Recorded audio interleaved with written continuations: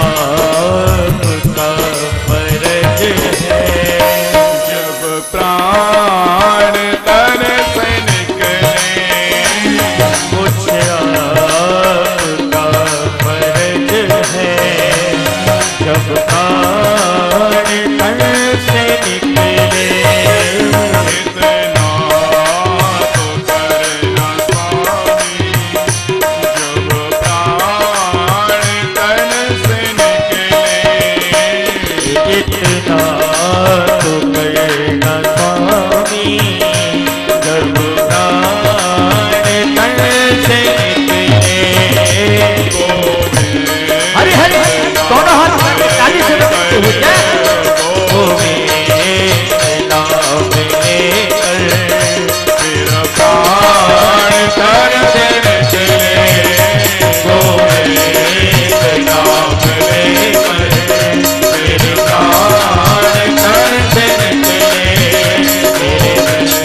मेरे नाम लेकर मेरे प्राण तन से निकले। इतना तो करना स्वामी। इतना तो करना स्वामी। इतना तो करना स्वामी। इतना तो करना स्वामी। बोल वृंदावन बिहारी लाल की जय बोल राधा वल्लभ लाल की जय जय जय श्री राम। जय हो जय हो जय हो। भगवान से यही प्रार्थना कि जिस प्रकार की सदगति प्रदान करी आपने विष्णु पितामह को, वैसी गति हमको भी प्राप्त आप करवावें। ये आपका फर्ज होता है, आपका कर्तव्य बनता है, क्योंकि हमने अपना जीवन आपके लिए ही व्यतीत किया है, धर्म में व्यतीत किया है, धाम में व्यतीत किया है, आपके दर्शनों को, आपकी कथाओं को सुनते हुए व्यतीत किया है। तो आपका ये कर्तव्य है। अंत समय आने पर हमारे कोई रोग ना हो, कोई रोग होगा तो हम आपके लिए कुछ कर नहीं पाएंगे, बोल नहीं पाएंगे, आपकी कथाओं को सुन नहीं पाएंगे, इसलिए कोई भी रोग नहीं आवे। बस चलते चलते आपका नाम लेते लेते, आपकी कथाओं को सुनते सुनते, नाम संकीर्तन करते करते बस ये प्राण निकल जावे, सदगति हमको प्राप्त हो जावे। हमारी आपसे यही प्रार्थना। भक्त वृंद भगवान से यही प्रार्थना करते हैं। पांडव लौट करके आए। भगवान श्री कृष्ण द्वारका की ओर प्रस्थान कर गए। द्वारका की ओर ये प्रस्थान कर गए भगवान श्री कृष्ण। इधर बड़े सुंदर जब घड़ी मुहूर्त आए हैं तब उत्तरा के गर्भ से एक बालक का जन्म हुआ। सभी लोगों में अपनी रक्षा करने वालों की जो परीक्षा कर रहा है, इस कारण इनका नाम पड़ा परीक्षित। इनका एक नाम विष्णु यशवी है। हाँ, विष्णुरात, विष्णु यशनी विष्णुरात, इनका एक नाम विष्णुरात है और एक नाम है परीक्षित। धीरे धीरे ये जो परीक्षित जो उत्पन्न हुए हैं ये बढ़ने लगे। एक दिन की बात, बहुत दिनों से कोई समाचार नहीं आया था, बहुत दिनों से कोई समाचार नहीं आया था द्वारिका से। तो सोचा कि अर्जुन को भेजें, समाचार लेकर के आवे कि द्वारिका में सब कैसा है, कुशल मंगल चल रहा है कि नहीं चल रहा है। इधर विदुर जी आए। विदुर जी ने आकर के जो भी तीर्थ यात्रा करने के लिए गए थे, जहां कहीं भी गए थे, सारे की सारी बात बताई, परंतु द्वारिकाधीश जा चुके हैं ये बात नहीं बताई। सुनकर के कष्ट होगा, बात नहीं बताई। रात्रि के समय धृतराष्ट्र और गांधारी को साथ में लेकर के विदुर जी जा चुके थे, परंतु अभी भी कई मास बीत गए, कोई समाचार नहीं द्वारिका का। तो अर्जुन को भेजा कि पता लगा करके आओ कि द्वारिका में सब ठीक ठाक तो है। 7 महीने गुजर चुके थे, 7 महीने निकल चुके थे, द्वारिका से अभी कोई भी समाचार नहीं आया था। आज भीम के साथ बैठकर के युधिष्ठिर चर्चा कर रहे थे कि देखो इतने दिन हो गए, पहली बात तो द्वारिका से कोई समाचार नहीं आया, अब अर्जुन को भेजा तो अर्जुन भी अभी तक लौट करके नहीं आए, क्या बात है, सब कुछ कुशल मंगल तो है ना। उसी समय अर्जुन आए और अर्जुन आकर के जब सामने खड़े हुए तो युधिष्ठिर ने जो उनका दर्शन किया, अरे अर्जुन, आपके मुखारविंद पे जो कांति रहती थी, हैं, जो आपके मुखारविंद पे कांति रहती थी, जो कीर्ति रहती थी, वो कीर्ति आज नहीं दिख रही है, वो कांति आज नहीं दिखलाई पड़ रही है। आपका जो मुखारविंद है, जो चमकता रहता था, तेज जिसमें से निकलता रहता था, वो तेज आज नहीं दिखलाई दे रहा है। ये कैसे हो गया? क्या आपसे कोई पाप हुआ? क्या आपसे कोई अपराध हुआ? तब कहते हैं कि वंचितो हम महाराज हरिणा बंधुरूपिणा येन मे पहृतं तेजो देव विस्मापनम महत्। अर्जुन फूट फूट करके रोते जा रहे हैं और कहते जा रहे हैं कि भैया आज हम पांडव द्वारकाधीश से विहीन हो गए हैं। वे द्वारकाधीश हमको छोड़ करके जा चुके हैं, इस धराधाम को छोड़ करके जा चुके हैं। उन्हीं के बल से हमने द्रौपदी को प्राप्त किया, उन्हीं के बल से हमने सारे कष्टों पर विजय प्राप्त करी, उन्हीं के बल से हमने महाभारत के युद्ध पर विजय प्राप्त करी। वे भगवान हमको छोड़ करके जा चुके हैं। आपस में चर्चा करने लगे हैं, आपस में बड़ा शोक हुआ है, एक दूसरे से भगवान के विषय में चर्चा करने लगे हैं। और तभी ये बातें सुनी जब कुंती ने कि मेरे कृष्ण जा चुके हैं, तो उसी समय कृष्ण कृष्ण कृष्ण कहते कहते इनके प्राण पखेरु उड़ गए और जाकर के गोविंद में बैकुंठ धाम में इनके प्राण पखेरु जाकर भगवान में मिल गए हैं। बोले प्रेम से राधे राधे। हाँ, अब कोई ज्यादा समय बाकी नहीं है। हाँ, देखो कैसी जल्दी घड़ी देखनी। वो बस मैं जानता हूं या वो जानता है, और कोई नहीं जानता किसने घड़ी देखी। यहां देखो, भगवान की नजरों से कुछ नहीं छुपता है, कितना भी छुपा लो कुछ नहीं छुपता है। अच्छा, कल मैं एक चर्चा कर रहा था, तो वैसे मैंने यहाँ के लिए चर्चा नहीं की थी, लेकिन मैं फिर भी बोल देता हूं। कल मैं एक वो बात कह रहा था ना, वो पैर ऊपर रख करके और वो हिलाने वाली जो मैं बात बता रहा था, तो हमारे यहाँ बैठे हुए कुछ भगवत जो कथा सुनने वाले थे, भक्त लोग थे, श्रोता थे, उनको लगा कि मैंने उनके ऊपर कहा, पर ऐसी कोई बात नहीं है। मैंने ये भी साफ कर दिया कि मैंने ये कहाँ के लिए कहा था। हाँ? तो मेरे से कहाँ गए मदन जी, हमारे मदन जी कह रहे थे कि आपने हमारे ऊपर में कहा। अरे मुझे को तो आप दिख ही नहीं रहे थे, कहाँ बैठे थे? बोले हम वहां बैठे हुए थे। अरे तो वहां का मैं क्या जानू, आप वहां बैठे हुए थे तो। हाँ? तो ये मैं नहीं देख रहा था, भगवान देख रहे थे।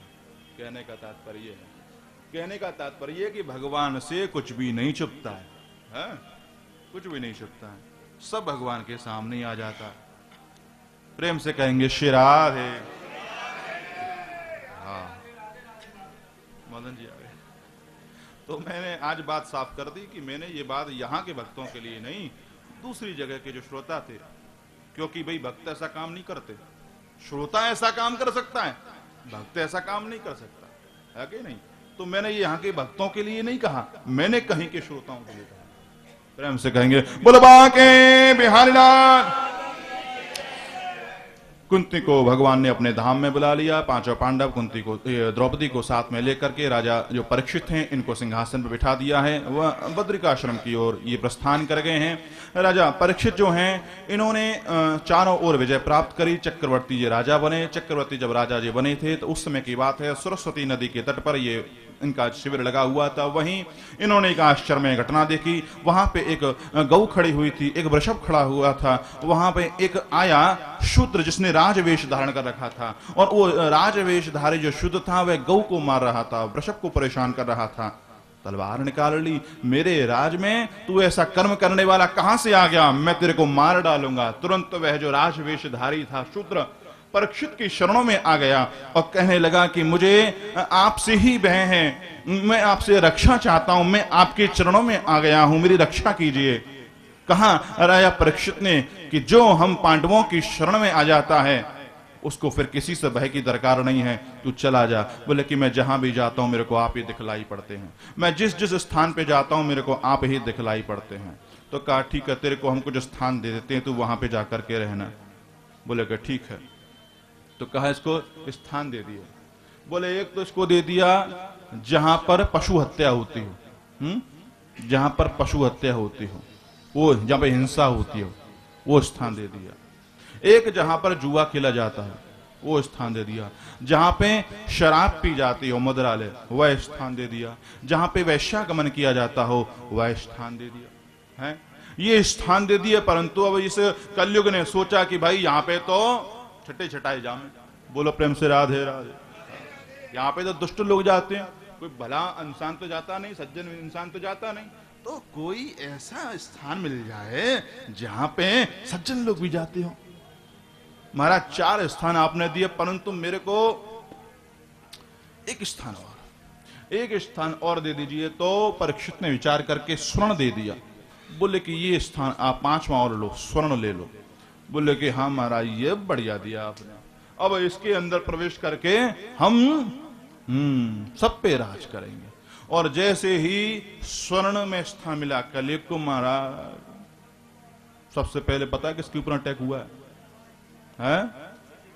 किसके ऊपर में? हे बहू परिषद के ऊपर में भयो सो भयो, माता बहन के ऊपर में ज्यादा भयो। बोलो प्रेम से राधे राधे। माता बहन के ऊपर में ज्यादा है वो। बोले कि वो बढ़िया वाला जो हम पहन के आई थी, आपकी बहन पहन करके आई थी ना, है ना, फलानी बाई जी पहन करके आई थी ना, वो वाला नेकलेस ऐसा बढ़िया वाला वो चाहिए। हाँ वो मेरी बहन पहन करके आई थी, वो वाला नेकलेस चाहिए। वो कोई वैसा नहीं, बिल्कुल वैसा ही होना चाहिए। मैं उससे फोन पे पूछ लूंगी कौन से ज्वेलर्स से लिया था, वो सब पता पड़ जाएगा। तो माताएं बहनें जो होती हैं वो बड़ी लालायत होती हैं, स्वर्ण को देख कर तुम्हारा आंख फटी की बटी रह जाती है। बोलो प्रेम से राधे राधे। परंतु सब आप ऐसी नहीं है। अरे मैं आपके ऊपर ना कह रहा हूं, ये मत सोचिए मैं आप में तो कोई भी ऐसी नहीं। अरे सब भाई एक से एक बढ़कर सब भक्तिमती हैं आप। हाँ दिख रहा है, समझाने की दरकार ही नहीं है। लेकिन कुछ लोग ऐसे होते हैं, कुछ माताएं बहनें ऐसी होती हैं जो लालायत रहती हैं और उनके ऊपर ही कली का वास होता है। आप लोगों के ऊपर कहां से हो सकता है? आप तो कथा सुन रहे हैं, कली का वास आप पे नहीं है।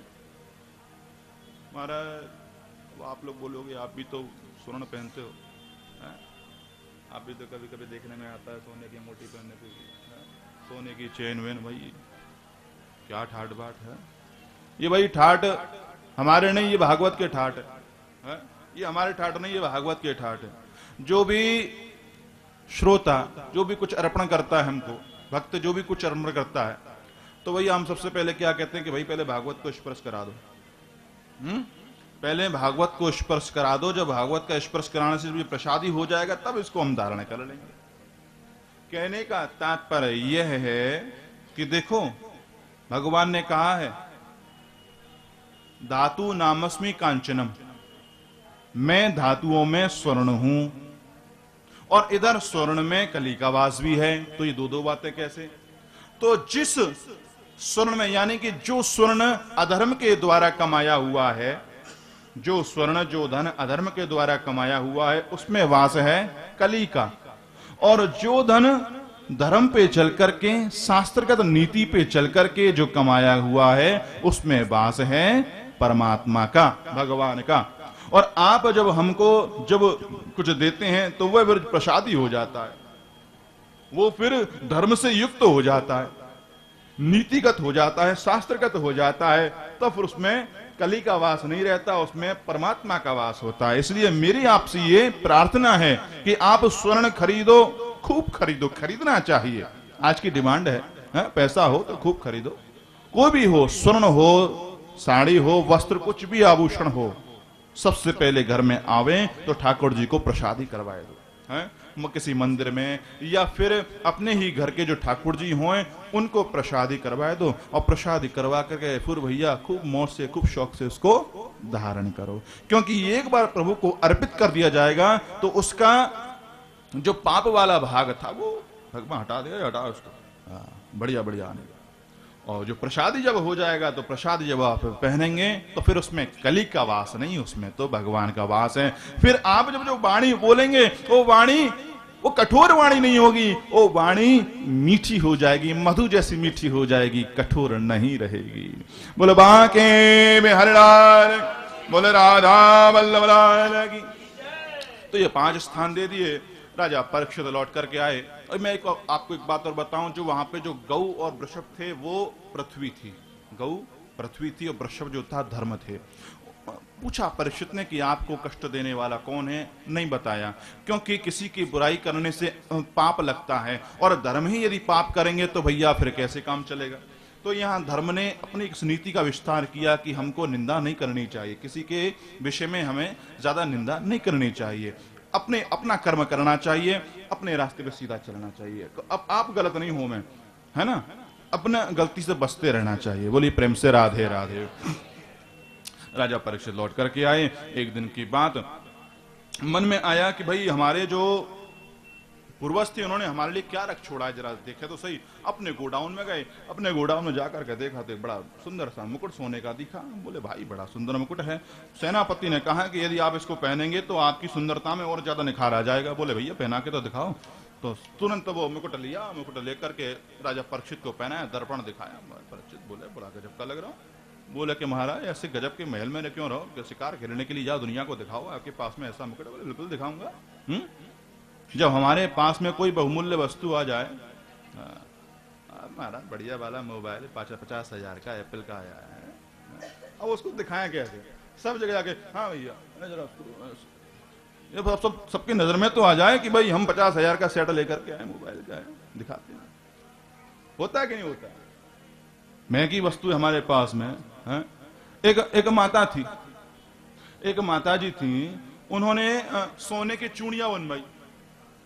अब महाराज जहां पे भी जाती जाकर के बात करते में हाथ ऐसे देखो वो क्या कर रहा है, उसने ऐसे किया और उसने ऐसे किया। अब महाराज कोई भी नहीं गया कि अरे माताजी चूड़ियां सोने की बनवाई हैं, कोई पूछे नहीं। जगह जगह जाए, पूरे मोहल्ले में क्या पूरे गांव में डोले, कोई ने भी चूड़ी के विषय में नहीं पूछी। लौट के पता क्या किया माताजी ने? अपने घर में आग लगा दी। अपने घर में आग लगा दी, पूरो के पूरो गांव आवे, गांव में आकर के पानी जा रहे, अरे भैया कोई बचाइयो रे, अरे भैया कोई बचाइयो रे। अरे भैया तेरे हाथ में सोने की चूड़ी कहां से बनवाई, कैसी आई बताया तो सही। अरे बाप रे पहले ही पूछ लेता जाए बातें तो घर का कुछ जराई थी। बोलो प्रेम से राधे राधे। यदि इस बात को पहले कह देते तो भैया ऐसी ऐसी घटनाएं भी हो जाती। तो राजा परीक्षित ने वो मुकुट, स्वर्ण मुकुट धारण किया। वह स्वर्ण मुकुट धारण करके वे गए शिकार खेलने के लिए। शिकार खेलते खेलते क्या हुआ, इनको भूख लगी, प्यास लगी, और भूख प्यास जब लगी तो एक आश्रम देखा। आश्रम में गए, ये शमीक मुनि का आश्रम था। कहा कि भाई मैं भूखा हूं, मैं प्यासा हूं, मेरे कुछ ला करके दो, कुछ खिलाओ। परंतु शमीक ऋषि तो तप करने के लिए बैठे हुए थे, समाधि में बैठे हुए थे। वो समाधि में जब बैठे हुए तो आवाज थी, उनको सुनाई नहीं पड़ रहा था, क्योंकि वो तो दत्तचित्त हो गए थे अपने परमात्मा के प्रति, हैं? अपने हृदय में ध्यान था उनका। हृदय में जो परमात्मा की जो विग्रह थी उसमें ध्यान था, बाहर की ओर ध्यान नहीं था उनका। परीक्षित को क्रोध आ गया। देखो मैं चक्रवर्ती सम्राट, हैं? मैं चक्रवर्ती सम्राट, और मेरे आने पर शमीक ऋषि ने मेरा अपमान कर दिया, उठकर खड़े नहीं हुए।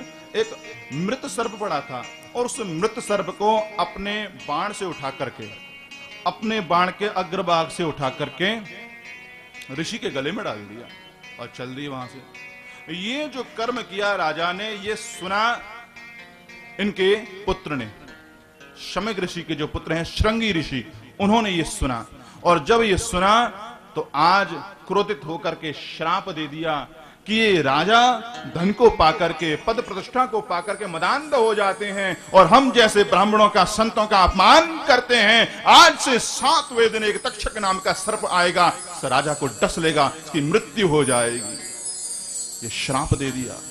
अपने पिता के पास में आए और रोने लगे। शमीक ऋषि के नेत्र खोले, बेटा क्यों रोते हो, क्या बात है? कहा कि एक राजा आया था, उसने आपका अपमान किया, परंतु डरने की, चिंता करने की कोई बात नहीं पिताजी, मैंने इसको श्राप दे दिया है। आज से 7वें दिन तक्षक नाम का सर्प आएगा, डस लेगा, मृत्यु हो जाएगी उस राजा की। अरे बेटा तूने ये क्या किया है? अरे राजा के ना रहने से इस जनता में, इस समाज में, इस दुनिया में पापाचार फैल जाता है, अत्याचार फैल जाता है, लोग पापात्मा बन जाते हैं। ऐसा करना उचित नहीं है, ये तुमने बड़ा ही अनुचित कार्य किया है। तभी अपने एक शिष्य को बुलाया और शिष्य को बुला करके परीक्षित के पास भेजा कि तुम शीघ्रता के साथ में जाओ और बताना कि उनको श्राप लगा है। आज से 7वें दिन तक्षक नाम का सर्प आएगा, डस लेगा, मृत्यु हो जाएगी। उपाय करने जो हो सके 7 दिन के अंदर में। राजा परीक्षित लौट करके आए हैं और दर्पण के सामने आकर के जो अपने मुकुट को उतारा है, और मुकुट को उतारते ही महाराज अब तो कली उतर गया। अब तो कली उतर गया, और कली जो उतना आज अपने गलती के विषय में सोचने लगे कि हाय मैंने आज ये क्या कर दिया।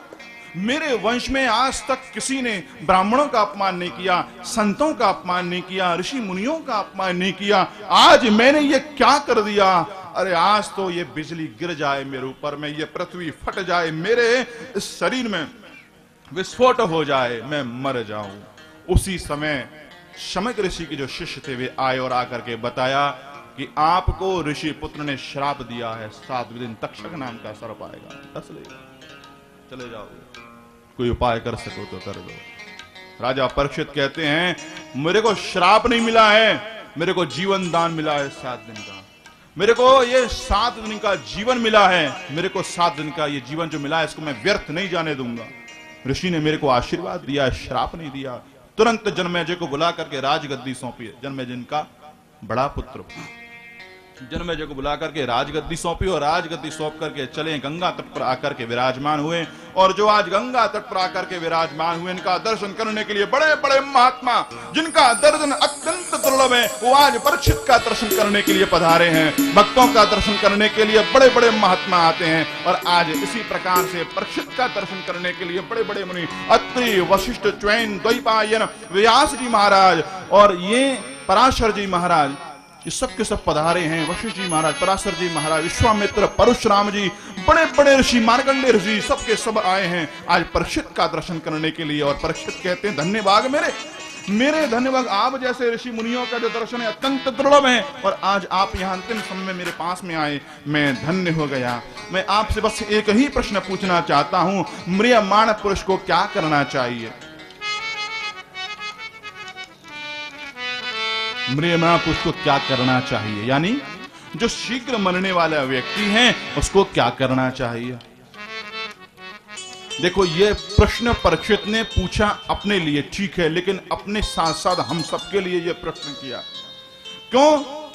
क्योंकि हम सबके भी जीवन की कोई गारंटी नहीं है। कब कब सवारी चल दे, कब सवारी चल दे कोई ठिकाना नहीं है।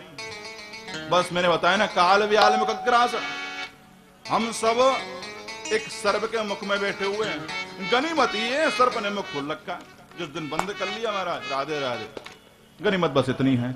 इसलिए सब ही म्रियमाण पुरुष हैं। और आज परीक्षित पूछते हैं कि म्रियमाण पुरुष को क्या करना चाहिए। सब चुप, सब मौन, कुछ नहीं बोले। देखो यहां पे कौन कौन बैठा हुआ है? वशिष्ठ जी बैठे हुए हैं, पराशर जी बैठे हुए हैं, पराशर जी और व्यास जी बैठे हुए हैं। ये सब कौन है आपस में आपको मालूम है? वशिष्ठ जी के पुत्र हैं शक्ति, शक्ति के पुत्र हैं पराशर जी, पराशर के पुत्र हैं व्यास जी, और व्यास के पुत्र कौन है? डर डर के बता रहे, कमाल कर रहे हो। चलो तुमने इतनी हिम्मत तो करी, और तो सबरे चुप ही बैठे रहे। बोलो प्रेम से राधे राधे।